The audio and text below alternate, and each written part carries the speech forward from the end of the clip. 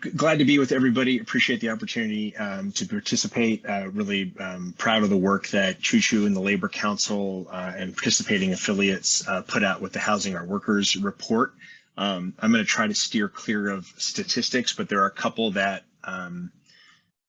keep me up at night. One is the fact that there are 1,300 highly paid, highly skilled construction workers across various crafts that are out of work in San Francisco City and County proper.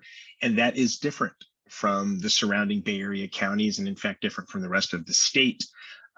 Generally, construction is booming right now, but for various reasons. YIMBYs and corporados will argue it's because of those bureaucracies and streamlinings. I'll say it's because of speculation. And I don't give a shit how quickly you streamline or how wide open you blow the door off the hinges. Speculators are going to respond to the market. And so whether they entitle something in 5 minutes or 5 years, they're going to hold on until they can maximize profit. I'll come back to that. The second statistic, though, really is around the percentage of union workers at our incredibly generous healthcare, retirement levels, living wage levels, and all the fringes. Only 7% of our folks that were surveyed in that jobs or the Housing Our Workers report could even afford to live in San Francisco. So that included in that study, like my sibling Adrienne Sims and her members and the firefighters, it included public health workers and nurses. It also included predominantly women and people of color and immigrants in the ranks of Cynthia's union and Local 2, in the hospitality sector, and on, and public educators, for example. So we are at a breaking point. Social housing, to me, provides not only an organizing opportunity and an opportunity to have a conversation, which can shift political dynamics, but it also, to me, reframes the conversation about who is the housing for, in whose interests should it be developed, and who should reap the profits of those developments, and who are we really doing this for. Obviously, I'm biased, and I'm going to advocate fiercely for the construction people who, when they're exploited, they die. When they're exploited, they lose limbs.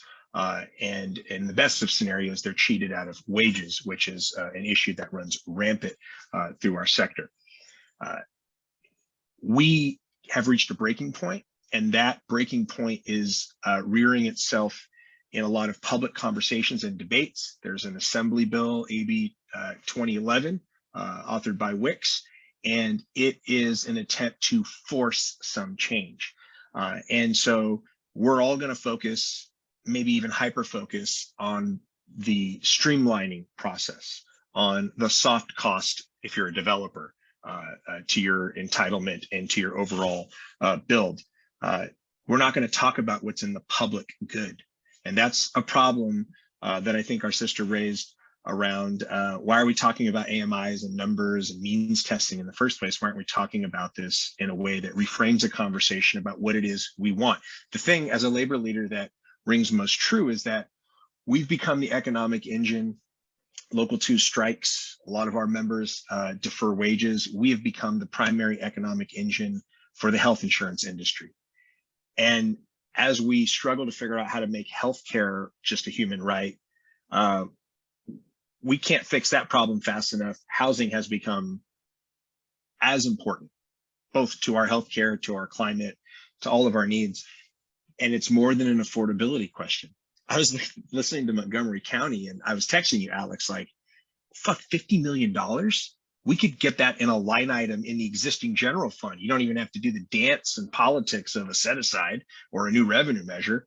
We have the capability and the resources in San Francisco right now. And we, I believe, could create the conditions where we don't need political will. We'll make political demands and force some of those things. So I see social housing as the Medicare for all. I think as Fernando may have framed it, that has to be part of the equation, because otherwise we're in this like fighting over the crumbs, and do we streamline, and are workers left behind in streamlining, are neighbors left behind in streamlining, and all we're having is like a YIMBY, NIMBY, mod squad versus progressive zero-sum argument. We need to be thinking about who the housing is for, and if it's truly an environmental and worker issue and about our communities, and the racial justice context, all the other, sins of our past, then it probably should be in the public interest. And so as a union leader who has to grapple with the capital and power that are the developers of our world,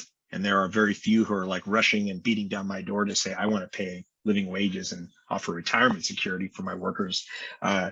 We have to grapple with that power. But I also think we have to think about, like, we're already on the inside of the political operation. I recognize too many names on this Zoom, whether or not we're friends or we've worked together on something. Like, we're like borderline establishment at this point.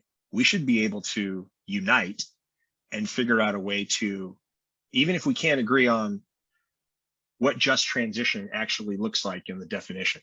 Someday our kids, if Britannica even exists, then we'll look it up and they'll read how we screwed it up, or hopefully they'll be breathing cleaner air and water, and they'll see how we fixed it somehow. But like this one, we should be able to do. We can stand for something. And even if we take the very narrow vision of like street conditions and how that affects the economy, convenience, kind of, Nato Green's one of my favorite labor comedians. It's like, oh my God, it's inconvenient to have to see the exploitation in front of me, just put it somewhere else. But I also, even to my friends in the nonprofit housing sector, like, I love you, but I think you guys should keep doing what you're doing. I think it's time for the public to reimagine what social housing is. And again, back to my biases, there are 33,000 city workers in San Francisco. Next to UCSF, it's the largest public employer. There's a direct connection to public services, to public safety, to disaster preparedness. We're in a city that's burned to the ground before. I would feel better if we had more firefighters, more educators, more people who Sam Gompers would have reminded us could actually live in their community and take that 8 hours of leisure to maybe become more civically involved and be in their parks and be with their families and vote. So I think it's necessary at this point. And I just hope that through this coalition work, for the sake of my members and all of their communities, we can find a way to grow the pie and to have the public sector. That will not be easy, because the public sector is political by design. And we're not exactly in a city that's known for its fierce stance on anti-corruption and transparency, right? We have an infrastructure problem in the city as it relates to just delivering the basics, the public health basics, the transit basics, and those things. So I think we'll have to have some detailed conversations about what does oversight look like, and how do we actually enforce that, and how do we radicalize participation of the many in that process.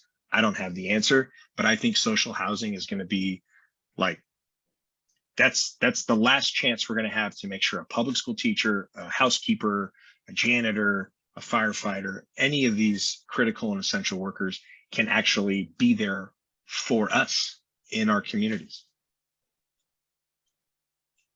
Thank you. No pressure, Alex. I just think it's one of the last opportunities we're going to have. We better grab it. Thank you, Rudy.